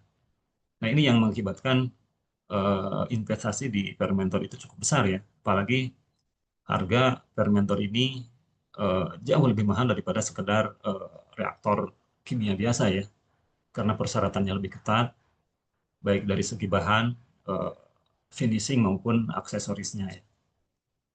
Nah kemudian ini sebagai pembuat fermentor ya, untuk informasi saja. Mungkin di dalam negeri yang untuk yang kecil-kecil bisa dilakukan atau dibuat atau pesan ya ke pabrik lokal. Misalnya di sini ada PT Enerba di Taman Tekno ya di Serpong, ada PT Maju Bersama di Tangerang ya, dan juga misalnya di Bogor ada CV Fadel yang cukup besar juga. Tetapi pabrikan lokal itu memang fabrikasinya atau finishingnya ini tidak sesempurna buatan branded ya, buatan yang sudah terkenal. Itu detailnya kurang ya. Jadi pabrikan lokal masih harus banyak belajar ya tentang detailnya, sampai misalnya keran untuk sampelnya, pemipaan yang mudah disterilisasi dan di cleaning dan seterusnya ya. Kemudian untuk buatan luar negeri memang ada beberapa yang memang pabrik terkemuka ya, memang itu sangat mahal sekali ya. Jadi kalau mau yang murah bisa ambil misalnya dari Cina ya. Seperti di sana ini ada kalau di Cina ya, vessel untuk fermentor itu kelihatannya sudah diproduksi secara massal ya, sehingga harganya murah. Jadi perusahaan fermentor yang ada di Cina ya, yang saya tahu itu di Shanghai Bailun itu yang ada beberapa di tempat kami juga di Cibinong juga ada ya. Dan juga ada Shanghai Boxing ya, Geological Engineering Equipment. Ini katanya gitu kan lebih bagus daripada yang Bailun karena seperti itu. Jadi di sana itu meskipun mereknya berbeda-beda, tapi vesselnya itu sepertinya dari perusahaan yang sama gitu. Jadi mereka fokus hanya dalam membuat sistem kontrolnya gitu. Jadi kalau mau aman ya dan murah gitu kan, saat ini ya bisa ambil buatan Cina ya untuk produksi skala besar. Asal after sales-nya terjamin. Ya ini yang terpenting sebenarnya. Karena ada beberapa part yang bersifat consumable ya dalam fermentor ini seperti filter udara, seal ya, lalu juga ada DO gitu kan, DO probe dan pH probe yang cukup mahal. Serta juga ada sistem komputernya yang kadang-kadang error ataupun minta diupdate gitu. Nah, ini yang sebenarnya kadang-kadang kalau tidak after sales-nya jelek akan menyusahkan kita ya. Seperti itu. Nah, kemudian untuk downstream sendiri memang dalam produksi enzim ini cukup kompleks ya. Untuk peralatan downstream ini sangat variatif ya, variatif sekali tergantung dengan jenis mikrobanya maupun enzim apa yang akan dijual gitu, dalam bentuk apa. Sehingga ketika mau mendirikan unit produksi enzim ini harus tahu ya dari awal jenis mikrobanya apa, kemudian juga produk enzim dalam bentuk apa gitu. Apakah cair, apakah powder, apakah granul. Di sini akan saya jelaskan sedikit ya terkait dengan peralatan downstream proses ini pada fermentasi ekstraseluler ya. Karena dalam skala komersil produksi enzim ekstraseluler ini lebih banyak digunakan dibanding enzim intraseluler ya. Karena enzim intraseluler memerlukan proses lisis yang dianggap mahal dan rentan kehilangan aktivitas ya, selama ekstraksinya. Dan biasanya hanya diproduksi jika tidak ada alternatif ekstraseluler. Jadi pertama setelah fermentasi selesai, itu larutan broth ya akan dibawa ke pemisahan biomasa ya, biomasa sel. Jadi metodenya ada dua, bisa dengan sentrifugasi, menggunakan misalnya disparator, atau menggunakan membran mikrofiltrasi ya. Tapi apabila biomasanya cukup besar, biasanya dilewati dulu ke filter press ya, atau juga menggunakan low speed separator. Seperti kasus produksi silanase kami ya, karena menggunakan media tongkol jagung yang cukup banyak, kami menggunakan low speed sentrifugal separator untuk memisahkan tongkol jagung sebelum diproses ke mikrofiltrasi. Baru setelah itu masuk ke membran mikrofiltrasi. Dari membran mikrofiltrasi akan dibawa ke ultrafiltrasi untuk dilakukan pemekatan sesuai keperluan. Kalau dijual dalam bentuk enzim curah, setelah pemekatan ini bisa langsung dilakukan formulasi gitu kan. Tapi apabila mau dibuat enzim powder, kita harus melewati pencampuran dengan filler dulu, kemudian lalu diproses dengan spray dryer. Nah, kemudian kalau ingin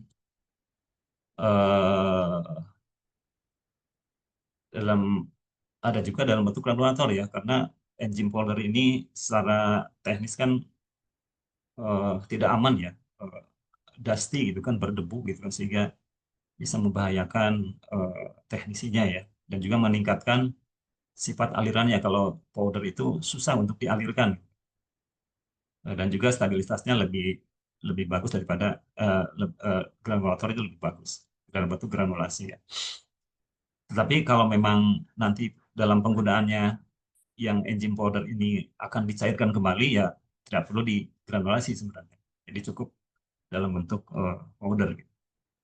Kemudian kalau ingin lebih murni lagi ya, dari ultra aplikasi itu bisa langsung dibawa ke purifikasi ya, dengan kolom kromatografi ya, bisa dengan Young Chain maupun afinitas atau cara yang lain. Jadi tahap downstream ini dikenal sebagai tahap yang paling kompleks ya, dan mahal ya, yang seringkali menyumbang menurut data itu hingga 80% dari total biaya produksi enzim ya, tergantung dari kemurnian enzim yang akan dijual. Nah, ini pemilihan alat proses ya. Untuk filter press banyak pilihan sebenarnya, banyak di dalam negeri. Untuk disparator tidak banyak pilihan ya. Contohnya Alpha-Lapa memang harganya cukup mahal. Untuk mikrofiltrasi dan aplikasi juga tidak banyak pilihan sebenarnya. Tidak ada produk lokal ya. Kami pernah beberapa kali ya pesan ya mikro maupun aplikasi ini di perusahaan lokal, tapi kebanyakan tidak bisa dipakai gitu kan, karena memang tidak mudah ya untuk mencari membran yang pas ya untuk proses di engine kita. Jadi memang harus beli yang mau tidak mau yang branded itu, yang perusahaan terkemuka ya, seperti itu. Menurut yang untuk spray dryer ini memang banyak ya di pasaran, banyak pilihan ya, baik yang produk luar maupun dalam negeri ya. Tapi untuk pemilihannya itu yang memang harus diperhatikan ya, settingan show inlet, outlet gitu kan, tipe spray dryernya, ukuran partikel, nozzle-nya dan seterusnya ya. Kalau tidak cermat mempertimbangkan itu bisa jadi polarisasinya itu akan gagal. Nah, kemudian tantangan selanjutnya adalah keterbatasan tersedianya isolat berkinerja tinggi dan juga perlunya R&D yang berkelanjutan ya. Jadi keterbatasan tersedianya isolat berkinerja tinggi ini merupakan salah satu hal yang membuat enzim kita itu tidak kompetitif ya, baik dari harga maupun kualitasnya. Jadi kalau hanya mengandalkan misalnya wild type ya, maka produksi produk enzim kita itu tidak akan efisien ya. Ujung-ujungnya ya tidak bisa bersaing dengan enzim lain gitu. Jadi menurut saya ya, penelitian dan inovasi di tahap awal untuk mendapatkan strain yang unggul itu mutlak diperlukan ya. Bukan hanya untuk memaksimalkan yield atau hasil, tapi juga itu sebuah strategi penting ya untuk menurunkan biaya downstream yang cukup mahal itu gitu. Jadi kalau kita maksain misalnya produksi enzim dengan strain yang kurang bagus misalnya, dengan harapan nanti kalaupun misalnya aktivitasnya rendah akan dihajar oleh pemekatan di downstream. Jadi sebetulnya tidak seperti itu gitu kan. Memang bisa memekatkan, tapi tidak bisa meningkatkan yield dari enzim itu sendiri gitu kan. Dan ini dampaknya akan menurunkan efisiensi dan meningkatkan beban proses downstream gitu kan, sehingga biaya produksi secara keseluruhan akan meningkat. Jadi ketika kita mau memproduksi enzim itu secara komersial ya, tidak mau harus memikirkan secara holistik ya, di mana di tahap upstream kita perlu pengembangan strain unggul, di bagian bioreaktor kita perlu mengoptimalkan media dan kondisi ya, untuk mendapatkan yield yang optimal, dan di bagian downstream kita harus memiliki sarana peralatan yang tepat dan efisien ya, sehingga bisa memaksimalkan profit perusahaan gitu. Jadi kira-kira seperti itu ya. Jadi kemudian satu lagi yaitu perlunya adanya R&D yang berkelanjutan ya. Jadi apabila kita misalnya melakukan kerjasama lisensi, setelah tanda tangan kontrak tidak langsung melepas tangan gitu kan. Padahal yang namanya produk itu kan harus dirawat ya terus, dengan istilahnya continuous improvement gitu kan. Apalagi ini misalnya isolatnya, bisa jadi semakin lama semakin berkurang produktivitasnya gitu kan, sehingga perlu disuplai isolat yang baru lagi dari sumbernya misalnya. Kalau itu isolat regen misalnya, kita bisa terus meningkatkan produktivitasnya dengan mengeluarkan prototipe 1, 2, 3, dan seterusnya. Gitu.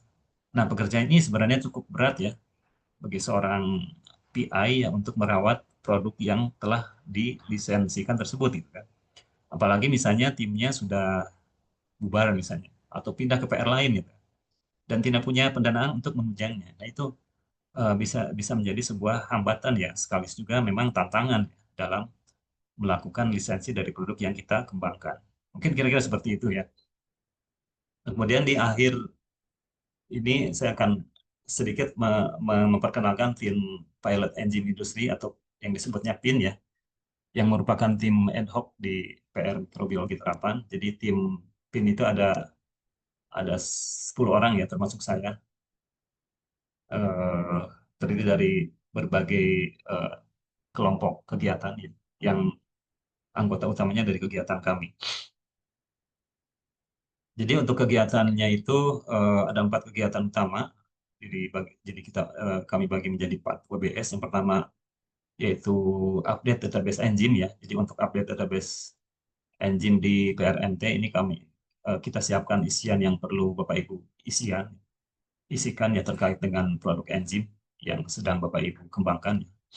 Di database sudah ada tercatat baru 23 jenis enzim ya dari 12 orang PI ya. Nah, nanti di sini di isian yang baru Bapak Ibu perlu menambahkan item tambahan yang kami anggap perlu ya. Jadi dari database ini diharapkan nanti bisa kelihatan ya mana enzim yang perlu didorong untuk ditingkatkan TRL-nya misalnya, mana yang sudah layak untuk di scale up atau mana yang sudah layak untuk dilisensikan dan seterusnya. Nah, kemudian juga yaitu kegiatan satu lagi yaitu kegiatan yang untuk pengembangan kepakaran bioproses ya seperti Pak Kapus tadi dikemukakan ya bahwa kita mendorong dan mempromosikan program DBR ya di bidang bioproses ini kepada para mahasiswa ya S2 dan S3. Kemudian kegiatan nomor 3 adalah pengembangan lab bioproses, di mana di sini kita memberikan masukan ya kepada diri ya terkait pembangunan ini rencana pembangunan lab bioproses skala lab di gedung PP1 maupun skala pilot di iLab ya di hanggarnya, di workshopnya. Jadi kita memberikan masukan layoutnya maupun list peralatannya. Nah, kemudian kegiatan yang keempat adalah scale up produksi enzim ya. Karena tahun ini memang banyak kendala ya karena ada pemindahan peralatan sehingga di tahun ini rencananya hanya 2 enzim yang kita akan scale up yaitu protease 1000 liter yang sedang kami garap sekarang nih minggu ini dan minggu depannya. Dan juga ada beta glukosidase 30 liter ini kerjasama Bu Trisanti dengan pihak Pertamina ya. Ini sudah kami lakukan 1 kali bulan lalu ya. Nah, untuk saat ini kami sedang menyiapkan produksi protease ya 1000 liter di minggu ini dan minggu depan ya. Ternyata memang banyak permasalahan di lapangan ya, khususnya terkait kerusakan fasilitas yang ada di pilot plant seperti itu. Nah, ini kemarin layout ya masukan dari kami dan juga ke pihak Didi ya. Nah, ini juga gedung iLab yang rencana sebagai lab untuk bioproses skala pilot ya. Nah, ini layoutnya kemarin kami dapat yang versi terbaru ternyata ruangannya dibagi 2 ya, kiri untuk enzim dan kanan untuk pusat riset BBOT kalau nggak salah. Nah, ini ruangan desain yang ininya 3 dimensinya seperti itu. Mungkin itu paparan dari saya, kurang lebihnya mohon maaf. Wassalamualaikum warahmatullahi wabarakatuh dan saya kembalikan ke Ibu Titi. Ya, baik. Terima kasih Pak Dadang. Paparan sangat menarik. Oke, Bapak Ibu, silahkan bila ada pertanyaan, silahkan langsung raise hand. Silahkan Bapak Ibu. Halo, Assalamualaikum. Waalaikumsalam. Enggak, Bu? Ya, perkenalkan saya Lita. Menarik sekali ya 2 pembicara ini. Ibu, saya boleh bertanya ke Mbak siapa tadi? Maaf, pembicara Oh, pertama. Mbak Hania. Mungkin Mbak Hania boleh ini ya, boleh coba ya. Untuk pertanyaan yang kedua dan pertanyaan yang pertama ke pertanyaan yang kedua ke Pak Dadang. Ya, Boleh? mangga. Silakan. Yang pertama dulu, ini menarik sekali ya untuk konsorsium ini karena penelitian saya itu terkait pitase. Kemudian untuk nantinya itu ada 2 rencana atau kemungkinan cara pemakaian. Yang pertama itu adalah dalam bentuk probiotik. Nah, pertanyaan saya itu apakah persyaratan untuk probiotik misalnya saya menggabungkan antara hasil rekayasa genetik kemudian dengan wild type nya itu, tetapi berbeda strain. Rekayasa genetiknya itu misalnya bakteri, kemudian tetapi ada wild type-nya itu yang memang punya potensi tinggi dari yeast seperti itu digabungkan, apakah sama gitu persyaratannya seperti yang sudah tadi disampaikan untuk ke arah probiotik pada pakan hewan gitu ya, untuk hewan. Nah, yang kedua, pertanyaan yang kedua untuk bahannya itu adalah untuk ketika proses pemindahan apa ya, volume kultur gitu ya, upscale itu apakah media yang digunakannya itu masih sama ketika sebelum 1 liter, tadi kalau nggak salah sampai 1 liter ya, dengan sebelum 1 liter dan setelah 1 liter, apakah masih memakai media yang di lab gitu? Atau kalau misalnya sudah ada perubahan media disesuaikan dengan yang lebih ekonomis, pada skala berapa lebih baik perubahan itu dilakukan? Itu yang 2 pertanyaan itu. Kemudian kalau ke Pak Dadang, pertanyaannya, kan inginnya itu ketika kita memproduksi enzim itu betul-betul ekonomis gitu ya, terutama dari sisi medianya. Nah, mungkin punya pengalaman gitu ketika, ingin menggunakan media, eee, limbah, baik limbah cair maupun padat gitu ya. Saya pernah mencoba, untuk menghubungi salah satu perusahaan gitu ya, yang, kemungkinannya limbahnya itu bisa saya pakai untuk produksi pitase gitu, tetapi ternyata responnya itu, bahkan ada yang tidak ada respon gitu. Itu mungkin ada pengalaman gitu, bagaimana caranya supaya kita bisa, diterima gitu untuk pemakaian limbah-limbah untuk produksi enzim, kita gitu, seperti itu mungkin. Terima kasih. Wassalamualaikum warahmatullahi wabarakatuh. Waalaikumsalam warahmatullahi wabarakatuh. Silakan Mbak Hania dulu mungkin ya dijawab dari itu tadi yang tentang produksi probiotik ya. Silakan Mbak Hania. Iya, Bu Lita salam kenal ya, Bu. Tadi kan, pertanyaannya tentang, bagaimana jika kita ingin meng-co-culture wild type dan juga, rekombinan gitu ya. Yang satu rekombinan, yang satu wild type. Sebetulnya, sama saja sih, Bu, apa namanya, eee apa tadi, ininya punten, apa, mmm, semacam requirement-nya gitu ya? Iya betul, Iya, sama persyaratan. sama saja sih, Bu. Cuma kan nanti mungkin, ketika kita, apa namanya, yang satu kan rekombinan ya, Bu, ya.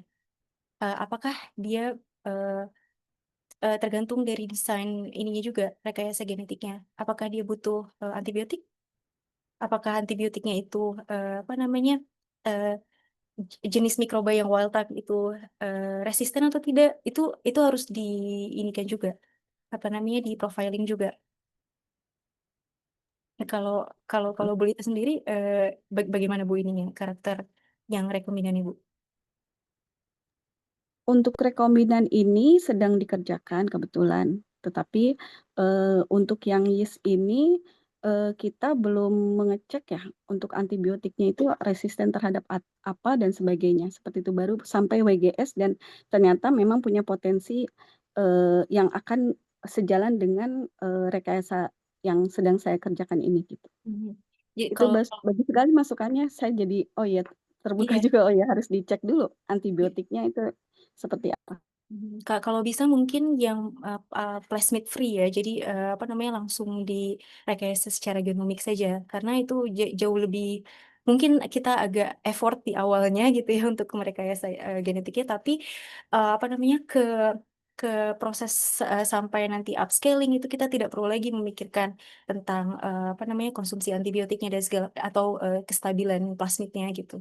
Kalau menurut saya apalagi yeast gitu ya, Oh, iya banyak iya. genetic tool-nya. Iya, ya bisa dengan, CRISPR ataupun, pakai, kalau dulu saya pernah pakai, Peptic Z ya.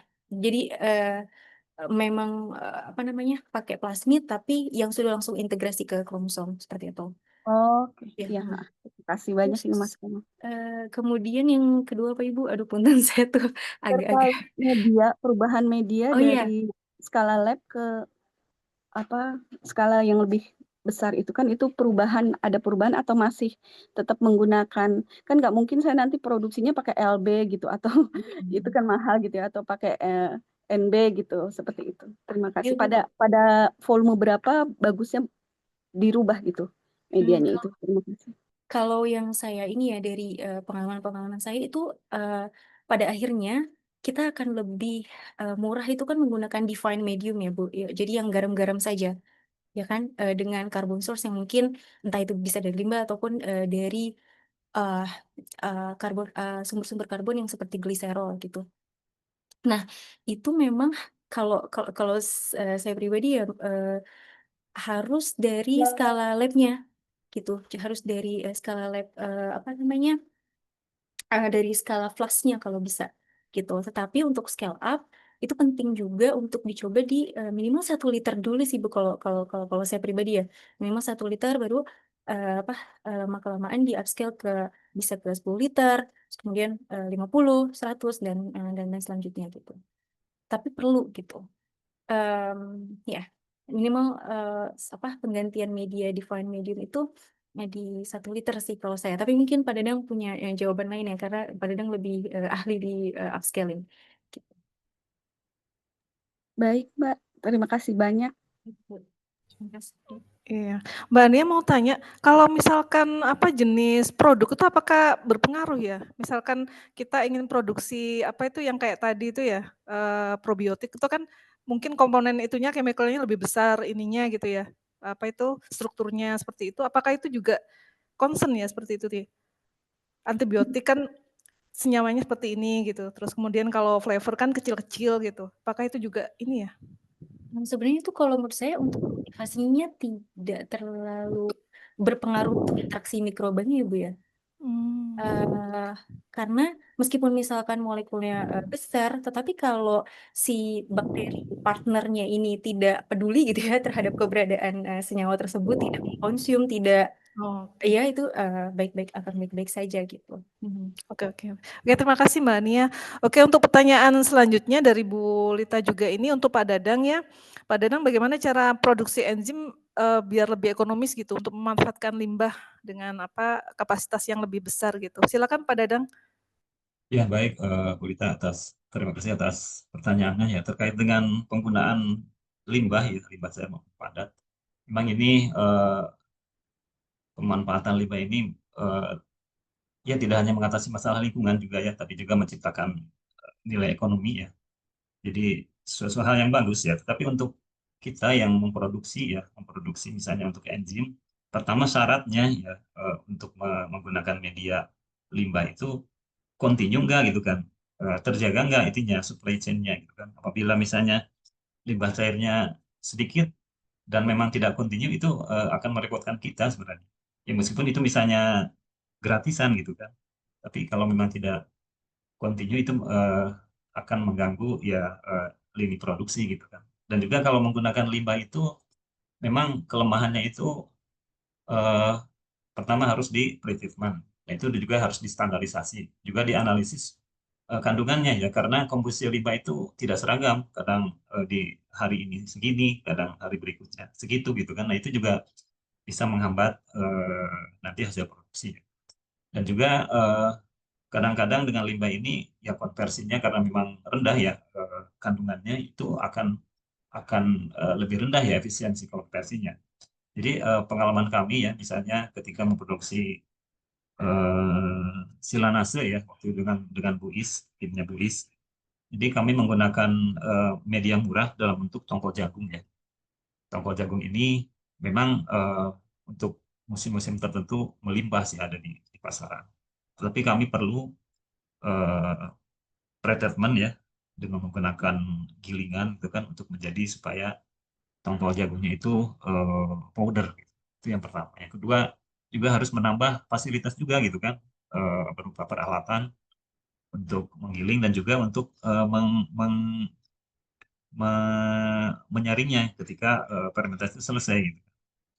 Nah itu memang kelebihannya itu kekurangan-kekurangan seperti itu sehingga ketika waktu itu kami tawarkan ya lisensi silanase ini ke Petrosida ya setelah Protease. Mereka keberatan ya karena harus perlu menambah apa fasilitas lagi berupa tadi ya berupa separator untuk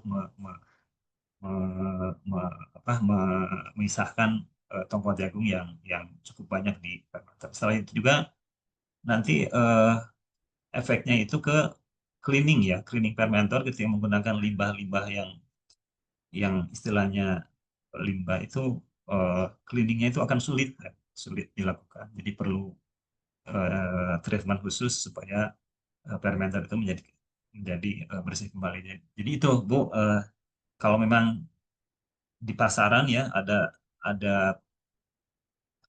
istilahnya media yang murah yang bisa continue, itu lebih baik menggunakan itu yang ada di pasaran. Kalau memang terpaksa harus menggunakan itu, baru kalau memang itu terpaksa, baru kita menggunakan limbah yang ada di misalnya pabrik dan yang istilahnya terbatas itu gitu. Jadi memang banyak tantangan ya. Pertama tadi ya perlu standarisasi treatment, kemudian perlu penambahan investasi fasilitas, dan juga nanti efisiensi konversinya itu akan rendah. Mungkin itu Bu, dari saya. Mungkin dari teman-teman dari tim kami ada Pak Edi, ada Pak Dede. Silakan bisa menambahkan.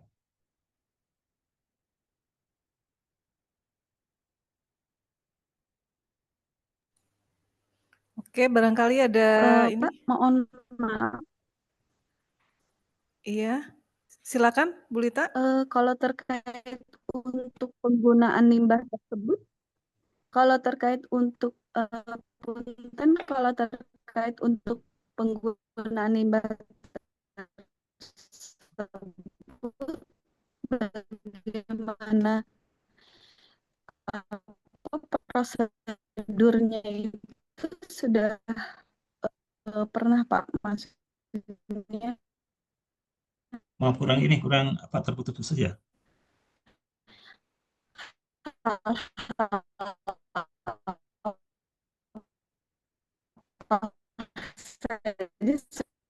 Gimana Bu Titin, jelas nggak?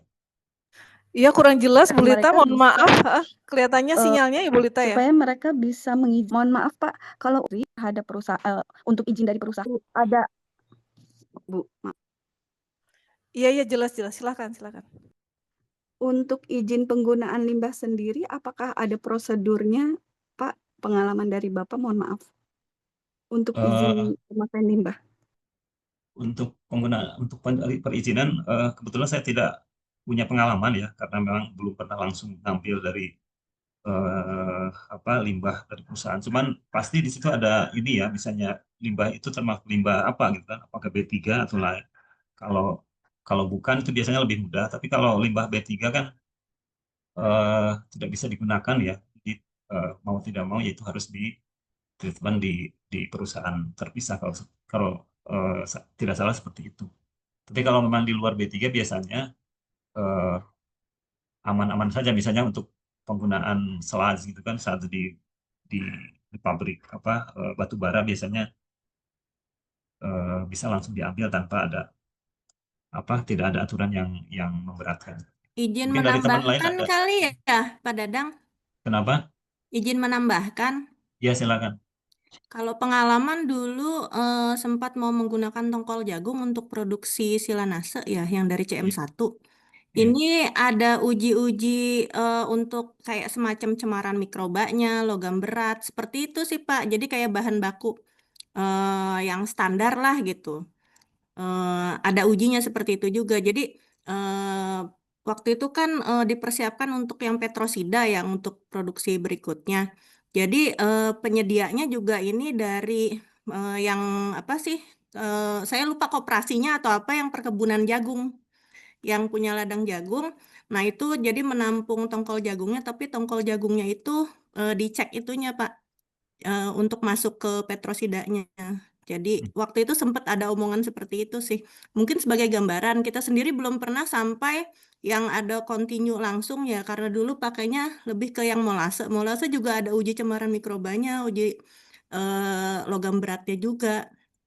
Macam-macam lah yang standar untuk bahan baku. Dan tergantung enzimnya juga untuk grade-nya untuk apa untuk pangan atau untuk kesehatan. Nah, itu ada tambahan uji lagi di bahan bakunya. Mungkin dari saya tambahan seperti itu. Terima kasih. Terima kasih Bu. Terima kasih Mbak Herma. Mungkin itu Bu. Jadi secara pengalaman dengan terkait aturan saya belum belum eh, belum pernah baca ya terkait untuk aturan bagaimana sebuah suatu limbah akan digunakan itu harus menggunakan aturan mana, saya belum pernah mempelajari. Baik, Bapak, terima kasih. Baik, terima kasih. Ya, terima kasih untuk Mbak Irma tadi ya. Oke, silakan Bapak Ibu untuk satu pertanyaan terakhir, mungkin ada pertanyaan lagi gitu sebelum kami akhiri sesi webinar ini. Silahkan. Oke. Oke, kalau tidak ada, saya akhiri 2 sesi webinar ini. Saya ucapkan terima kasih banyak kepada Mbak Hania dan juga untuk Pak Dadang. Semoga sukses ya ke depannya. Oke, saya kembalikan kepada MC. Waalaikumsalam warahmatullahi wabarakatuh. Waalaikumsalam. Terima kasih Ibu Dr. Titin Haryati yang telah memandu sesi paparan dan diskusi, dan kepada para narasumber untuk sharing ilmunya. Semoga bermanfaat di kedepan hari. Sebagai penutup, kami persilahkan Dr. Margareta Kristita, PLH Kepala Pusat Riset Mikrobiologi Terapan, untuk memberikan sepatah dua patah kata untuk webinar hari ini. Waktu dan tempat dipersilakan, Bu Tita. Terima kasih. Suara saya kedengaran ya? Kedengaran, Bu? Oke. Mohon maaf soalnya di dynamic susah tadi. Ya, selamat siang semuanya. Terima kasih terutama untuk narasumber Mbak Hania dan Pak Dada, dan juga untuk partisipan sekalian dengan diskusi yang sangat menarik dan presentasi yang luar biasa membuka wawasan kita bersama. Sedikit dari saya bahwa tadi ada beberapa catatan dari Mbak Hania. Kita belajar bahwa pergeseran monokultur menuju aquaculture ini sangat dalam bioproses menjadi sesuatu yang penting ya, karena merupakan sebuah loncatan strategis untuk meningkatkan efisiensi, kemudian jadi mengurangi dampak lingkungan dan menciptakan produk yang mungkin baru. Dan dari Pak Dada, tentu saja kita banyak belajar dari pengalaman beliau dalam bekerja sama dan menjalin kerjasama dengan sektor industri, enzim ya terutama, baik yang menggunakan ataupun yang memproduksi enzim. Dan sesuai dengan harapan Bapak Kapus juga dan kita bersama di awal acara tadi, semoga diskusi ini dapat membuka wawasan kita, terutama di dalam pusat riset mikrobiologi terapi, bahwa urgensi bioproses ini akan menjadi sebuah jembatan teknologi dari lab ke industri yang nantinya juga akan sangat penting dalam pengembangan riset enzim, tidak hanya untuk pusat riset mikrobiologi terapan, tetapi juga untuk Indonesia, dan perlunya pengembangan SDM serta kepakaran di bidang bioproses. Ya, demikian. Terima kasih juga saya ucapkan untuk panitia dan mewakili Bapak Kepala Pusat Riset Mikrobiologi Terapan, Bapak Ahmad Fatoni. Saya menutup kegiatan ini. Terima kasih, Mbak. Ya. Baik, terima kasih Dr. Kristita. Berikutnya sesi pemberian sertifikat kepada narasumber. Silakan yang bertugas. Dan untuk Pak Dadang.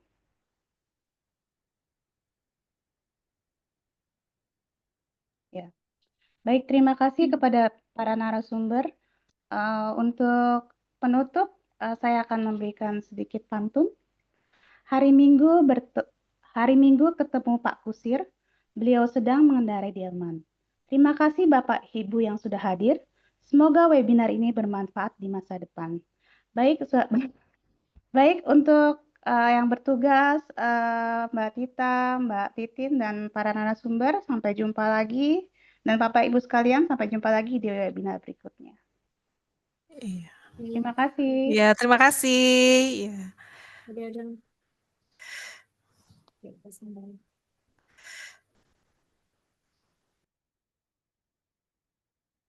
Baik, terima kasih semuanya.